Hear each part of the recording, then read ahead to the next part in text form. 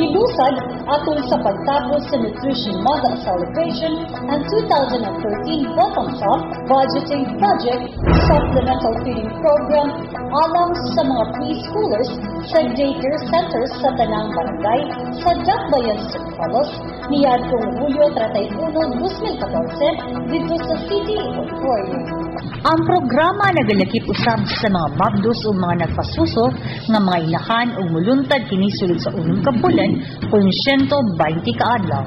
Madid pa ni City Social Welfare and Development Officer Cynthia Mirande nga kining mga proyekto gikan sa pundo sa nasyonal nga kagamhanan pinagi sa 2013 bottom-up budgeting nga motubag sa mga malnourished nga mga kabataan.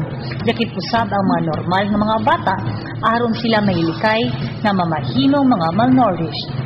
Kini una nga gihimo alang sa duha ka barangay, ang Barangay 1 ug Barangay Guadalupe alang sa 245 ka mga benepisyaryo ug dayon ni sunod ang naibilin nga mga barangay nga moabot ngadto sa 2,000 sa mga preschoolers.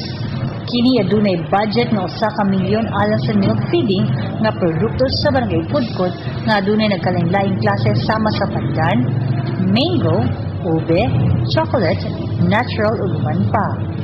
Gawas sa gatas, hatagan usab sila og mga solido nga mga pagkaon sama sa utanon, karne, isda ug uban pa. Sa mensahe nga gihatag ni Mayor Gingo Vamayor, siya nagkanayon nga paluyuhan kini nga programa tungod kay sama sa tema sa pagsaulog sa bulan sa nutrisyon kanunga, kini nagaingon nga kalamidad paghandaan, gutom at malnutrisyon agapan. Siya mipadayon sa pagingon nga karong panahona lisod kaayo ang magbuhi og dagkong pamilya gawas sa pagpaeskwela sa mga kabataan, pagpakaon ug paghatag sa hustong panginahanglanon. Bulahan kuno kayo kadtong mga napilian na mamamahimong nga makadawat sa maong programa.